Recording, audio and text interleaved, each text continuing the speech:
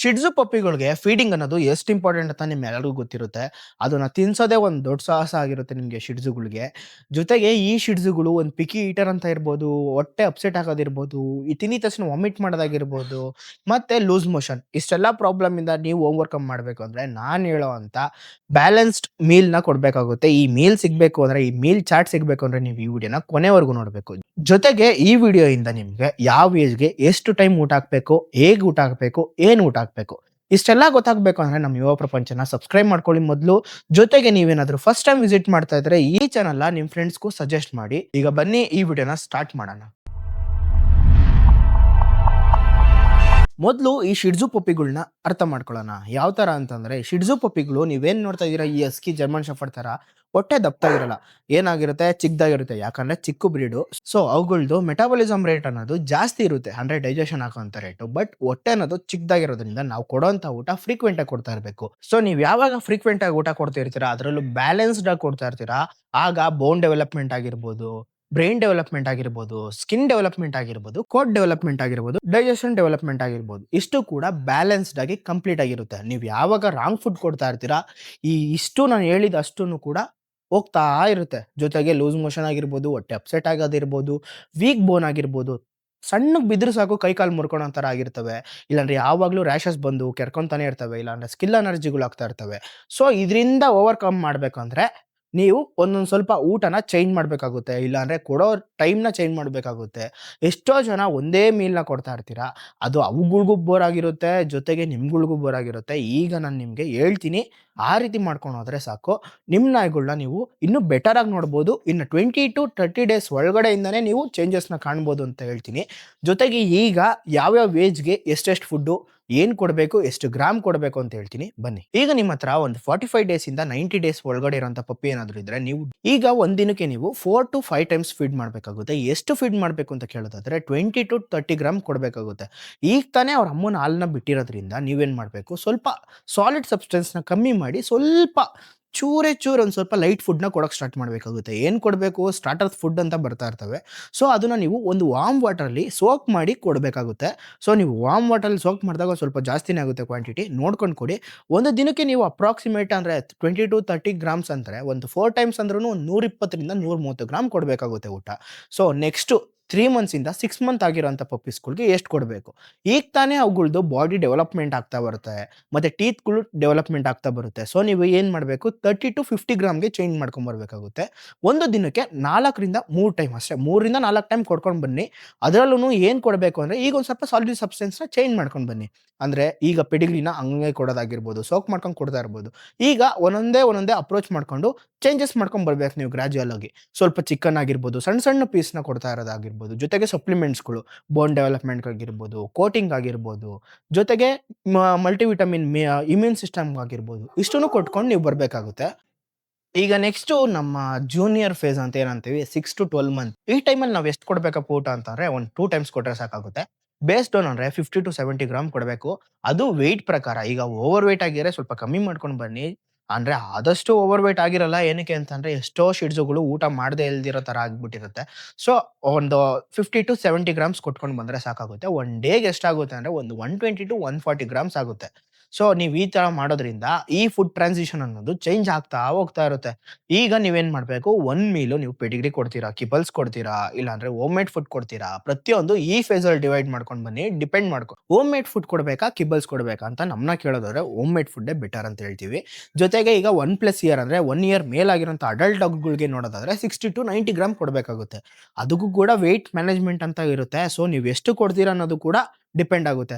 ಈಗ ಬೆಳಗ್ಗೆ 1 ಕೊಟ್ಟಿರ್ತೀರಾ, 11:00 ಒಂದ್ಸತಿ ಕೊಡ್ತೀರಾ, 2:00 ಒಂದ್ಸತಿ ಕೊಡ್ತೀರಾ, ಆ ತರ ಎಲ್ಲ ಮಾಡ್ಬಾರ್ದು. ಯಾವ್ದಾದ್ರು ಒನ್ ಟೈಮ್ ಫಿಕ್ಸ್ ಮಾಡ್ಕೊಂಡು, ಆ ಟೈಮ್ ಮೀರ್ಲೂಬಾರ್ದು, ಅದಕ್ಕಿಂತ ಮುಂಚೆನೂ ಮಾಡ್ಬಾರ್ದು.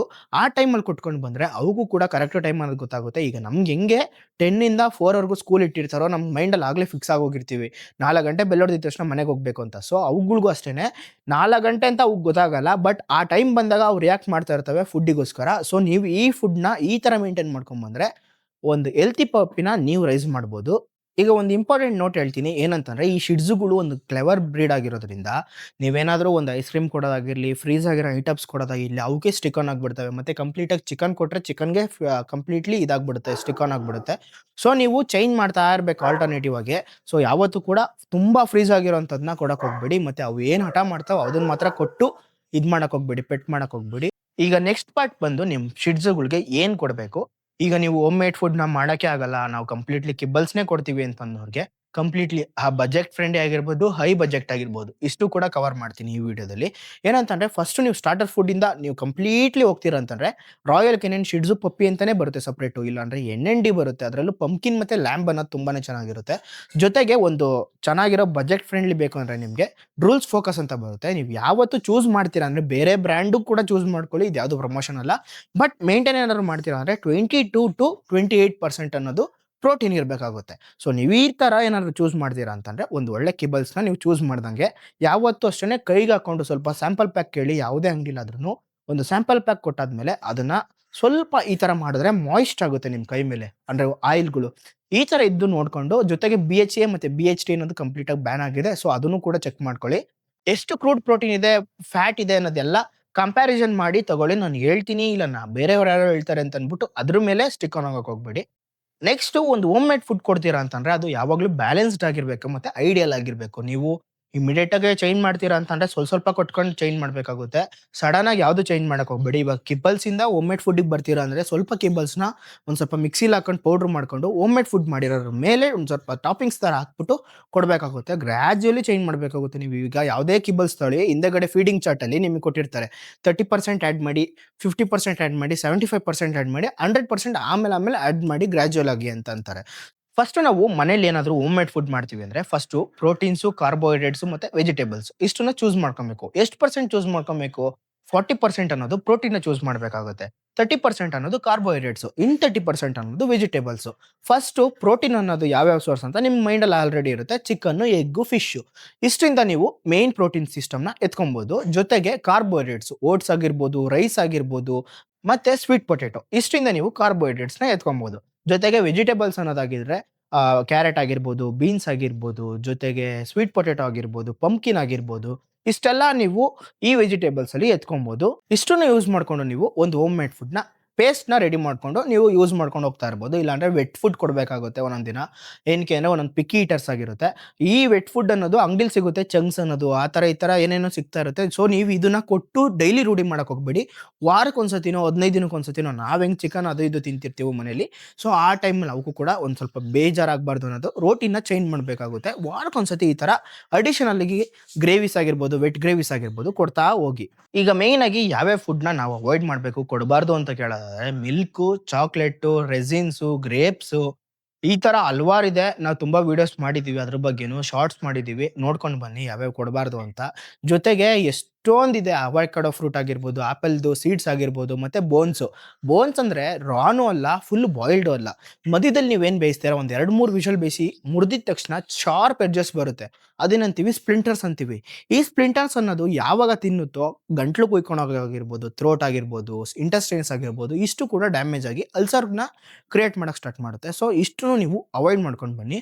ನೆಕ್ಸ್ಟ್ ಸಪ್ಲಿಮೆಂಟ್ಸ್ ಅಂತಂದ್ರೆ ಜಾಸ್ತಿ ಏನ್ ಬೇಕಾಗಲ್ಲ. ಖರ್ಚು ಅಂತಂದ್ರೆ ₹1000 ಒಳಗಡೆನೆ ಇರುತ್ತೆ. ಒಂದು ಇಮ್ಯೂನ್ ಸಿಸ್ಟಮ್‌ಗಾಗಿರ್ಬೋದು, ಡೈಜೆಷನ್‌ಗಾಗಿರ್ಬೋದು, ಕೋಟಿಂಗ್ ಆಗಿರ್ಬೋದು, ಜೊತೆಗೆ ಬೋನ್ಸ್‌ಗಾಗಿರ್ಬೋದು. ಇಷ್ಟಕ್ಕೂನು ಯಾವ್ಯಾವ್ ಬೇಕು ಅಂತ ವೆಟರ್ನರಿ ಡಾಕ್ಟರ್‌ನ ಕೇಳಿದ್ರೆ ನಿಮ್ಗೆ ಲಿಸ್ಟ್ ಕೊಡ್ತಾರೆ. ಇಷ್ಟನ್ನು ಕೂಡ ಮರೆಯಕ್ಕೆ ಹೋಗ್ಬೇಡಿ. ನೆಕ್ಸ್ಟ್ ಟೈಮ್ ವ್ಯಾಕ್ಸಿನ್ ಹಾಕ್ಸಕ್ ಹೋಗ್ತೀರಾ, ಇಲ್ಲಾಂದ್ರೆ ವ್ಯಾಕ್ಸಿನ್ ಮಾಡ್ಸಕ್ ಹೋಗಿದ್ದೀರಾ ಅಂತಂದ್ರೆ ಫಸ್ಟ್ ಸ್ಕಿನ್ ಅಂಡ್ ಕೋಟ್‌ಗೆ ಒಂದು ಇದು ಬರುತ್ತೆ. ನೆಕ್ಸ್ಟು ಬೋನ್ಸ್‌ಗಾಗಿರ್ಬೋದು, ನೆಕ್ಸ್ಟ್ ಇಮ್ಯೂನ್ ಸಿಸ್ಟಮ್‌ಗಾಗಿರ್ಬೋದು. ಇಷ್ಟಕ್ಕೂ ಕೂಡ ಕೇಳಿ ಬರ್ಸ್ಕೊಂಡು ತಗೊಳ್ಳಿ. ಇವೆಲ್ಲ ಜಾಸ್ತಿ ಆಗಲ್ಲ. ₹1000 ಒಳಗಡೆನೆ ಆಗುತ್ತೆ. ಜೊತೆಗೆ ನಿಮ್ ನಾಯಿ ಕೂಡ ಚೆನ್ನಾಗಿರುತ್ತೆ. ನಾವ್ ಯಾವ್ದನ್ನು ಬ್ರ್ಯಾಂಡ್‌ನ ಪ್ರಮೋಟ್ ಮಾಡ್ತಾ ಇಲ್ಲ ಇಲ್ಲಿ.